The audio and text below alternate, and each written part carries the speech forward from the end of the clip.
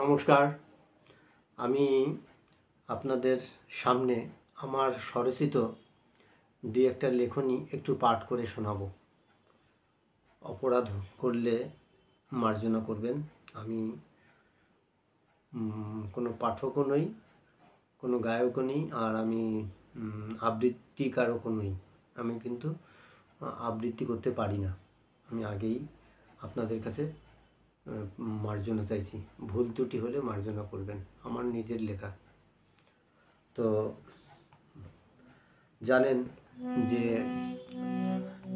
এতে চারিদিকে এখন যে ডামাডোল চলছে, যে শোরগোল চলছে, যে বিদ্রোহ চলছে, সেগুলো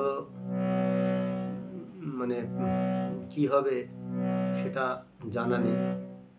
তো যাই হোক, আমি আমার মতো করে আমি যেটুকু পারি সেটুকু আমি রাখছি আপনাদের সামনে। আপনারা আমাকে ভুল হলে ক্ষমা করবেন। আমি এই গতকাল আমি লিখেছি তিলোত্তমা, যে তিলোত্তমাকে নিয়ে এখন তোলপাড় চারিদিকে, সেই তিলোত্তমা। ওরা ঘেউ কুকুরের দল, পথের পাশে পড়ে থাকা সব দেহ ছিঁড়ে খায়। ওরা লুকিয়ে ফেলে রাতারাতি সবাক জাজ্জল্যমান প্রমাণ, নিষ্ঠুরতার পরাকাষ্ঠার সৌরালোকে লুকিয়ে ফেলতে চায়। কঙ্কালসার শরীরের আত্মনাদ ওদের কাছে পৌঁছয় না। মানুষের অধিকারও কেড়ে নিয়েছে ওরা। বিংশ শতকের শেষ প্রান্তে এসে একই অসহায় মানবিকতা, কালো ঘুমটায় ঢাকা সভ্যতার এক নির্লজ্জ আস্ফালন মাত্র। ওরা রাজনীতিবিদ, ওরা নিরপেক্ষ দোষে দুষ্ট, ওদের পায়ের তলায় নিষ্ঠুরতার রাজনৈতিক ভূমি। ওরা তাতেই ভ্রাম্যমান। ও প্রাণ পুরুষ, তোমার আত্মার বিনাশ নেই। জাগো প্রতিটি মানুষের রক্তরসে, অন্তর আত্মায় সাম্য আনো সবার মাঝে। তিলোত্তমার হোক জয়। ধন্যবাদ। এটা আমার স্বরচিত নিজের লেখনী থেকে আমি একটু পাঠ করলাম। এবার আমি একটু অন্য আর একটা কবিতা একটু পাঠ করে আপনাদের সামনে আমি শোনাই। কারণ আমি একটু নিজের লেখা শোনানোর বা বলার যে ইচ্ছা, সেটা আমার মধ্যে রয়েছে, কিন্তু আমি যদি শোনানোর লোক না পাই তাহলে শোনাবোটা কাকে? তাই একটু আপনাদের এই মাধ্যম দিয়ে, মেটা কোম্পানির ফেসবুকের মাধ্যম দিয়ে আমি একটু আপনাদের পাঠ করে শোনাই। আর আমার প্রোফাইলে ঢুকলেও এই কবিতাগুলো আপনারা পেয়ে যাবেন। তো লিখেছিলাম জবা ফুলকে নিয়ে একটু স্টোরিতে দিয়েছিলাম। জবারে তোর ভাগ্য সুপ্রসন্ন, তুই মায়ের গলে গেলি, মায়ের পায়েও ধন্য। এটা আমি বলেছিলাম। যাই হোক, পোকামশাই একটু মজার মানে লেখা। একটা পোকাকে নিয়ে, শুয়োপোকা, কারণ জানেন রেশম শিল্পে শুয়োপোকার খুব কদর।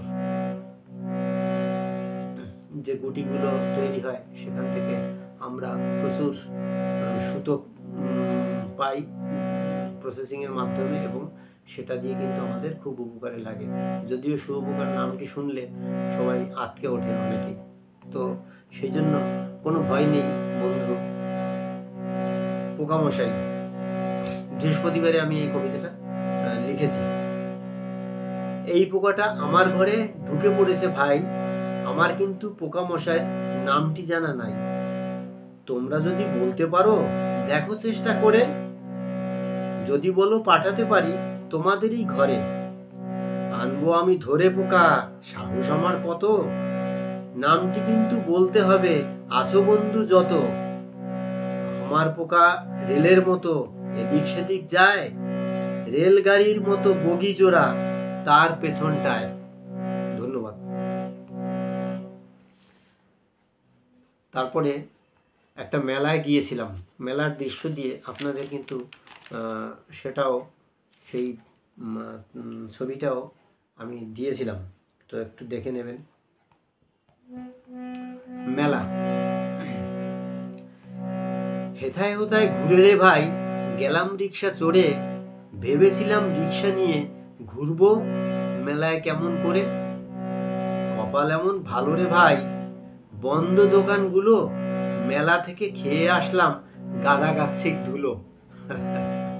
মেলায় গেলে যেটা হয় আর কি, যে মেলার অসময়ে যাওয়া হয়ে গিয়েছে, তখন বেলা অনেকটা ছিল, এখন তো সন্ধ্যা না হলে মেলায় লোকজন আসে না, তাই আর কি। যাই হোক, আমি একটা ফোন কিনেছি, তো সেই ফোনটাকে নিয়ে আমি একটু লিখেছি, একটু অন্যরকমভাবে, একটু মজার, আপনারা কিছু মাইন্ড করবেন না প্লিজ, কিছু বলে না, কেস দেবেন না প্লিজ, তো সেরকম আর কি। কবিতার নাম নতুন বউ। ফোন কিনেছি আমি সবে, টিপতে জানি না, নতুন বউয়ের মতো করে লজ্জা ভাঙি না। ফোনটি আমার বড় বটে, কি জানি তার নাম, ভেবে চিনতে কিনেছি তাকে, অনেক যে তার দাম। বউটিকেও দেখে শুনে এনেছিলাম আমি, এখন দেখি ভাব ভালোবাসায় হয়ে উঠেছে সুনামি। বউয়ের মতো ফোনটিও দিলে আমার সাথ, কোনো দিন ও জীবন থেকে দেব না ভাই বাদ। নতুন নতুন করি যতন, বেশি ধরি না, যত্ন করি বউয়ের মতো অধিক ঘাটি না। এখন দেখি একটুতেই বিগড়ে যাচ্ছেন তিনি, মাঝে মধ্যে উতলা হই, ভাবি আরেকটাকে আনি। নমস্কার। একটা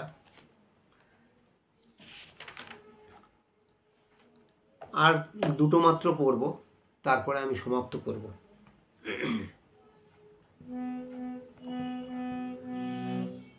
রাত দখল। দেখুন, আমরা রাস্তাঘাটে যখন চলি রাত 11টা-12টার দিকে, দেখবেন রাস্তাঘাটে অনেক সারমেয়, মানে যেটাকে বলে স্ট্রিট ডগ, সেই কুকুরেরা কিন্তু পাহারাদারের মতো তারা পাহারা দিয়ে চলে। তারা কিন্তু প্রভুভক্ত হয়, এবং তাদের একটু ভালোবাসা দেবেন, একটুখানি কিছু খাবার দেবেন ওদের মনোভূত, দেখবেন আপনাকে খুব ভালোবাসবে, লেজ নেড়ে নেড়ে আদর করবে, আপনার গায়ে লাফিয়ে লেগে উঠবে, মানে আদর জানাবে আর কি, এটাই ওদের ভাষা। তো যাই হোক, সেটা নিয়ে আমি একটু লিখেছি রাত দখল। রাতের পর দখল নেয় সারমেয়ের দল, প্রভুভক্ত ওদের নাম, ওরাই মোদের বল। বিশ্বাস ভঙ্গ করে না ওরা, ওরাই মোদের ভক্ত, তাদের উপর একটু তুমি হবে অনুরক্ত। ভুলবে না কোনো দিন, তোমায় দেবে সাথ, ঝঞ্ঝাবহুল অন্ধকার হোক না যত রাত। যত রাতেই হোক বন্ধু, ওরা কিন্তু সাথ ছাড়বে না, আপনাকে কিন্তু সাথ দেবে। যাই হোক, এই কৌশিকী যে অমাবস্যা গেল, এই অমাবস্যার দিন আমার বন্ধু, ডাক্তার বন্ধুর বাড়িতে ওই কালী পুজো, মায়ের পুজো ছিল, সেই মাকে উদ্দেশ্য করে আমার এই কৌশিকী অমাবস্যা, আমার লেখনী, এটা পাঠ করে আমি সমাপ্ত করব। ঠিক আছে বন্ধুরা, ভালো থাকবেন, সবাই সুখ শান্তিতে থাকবেন, সবার মঙ্গল হোক, এই কামনা করে আজকের আমি এই পাঠটা দিয়ে শেষ করব। কৌশিকী অমাবস্যা। আমার নাম ডাক্তার নরেশ বিশ্বাস, আপনারা আমার প্রোফাইলে গেলে পাবেন। কৌশিকী অমাবস্যা, একটু মজা আছে ঠাকুরের মধ্যে আবার, কারণ ভ্যানে নিয়ে যাচ্ছিলেন ঠাকুরটা, তো সেই চূড়াটা সামনে মুখ ঢেকে গিয়েছিল, তো তাই দেখে আমি পিছন পিছন যাচ্ছিলাম, এবং ছবিটাও আমি দিয়েছি এবং একটু লিখেছি, আপনারা একটু পড়বেন। ঠাকুর নিয়ে যাচ্ছে দেখো বন্ধু আমার ধরে, চললো ঠাকুর রাস্তাতেই 3 চাকার উপরে, ভ্যানে করে আর কি। চলতে গিয়ে রাস্তাটা আছে উঁচু নিচু, বন্ধু আবার ধরে বসলো, ঠাকুরের না হয় যাতে কিছু।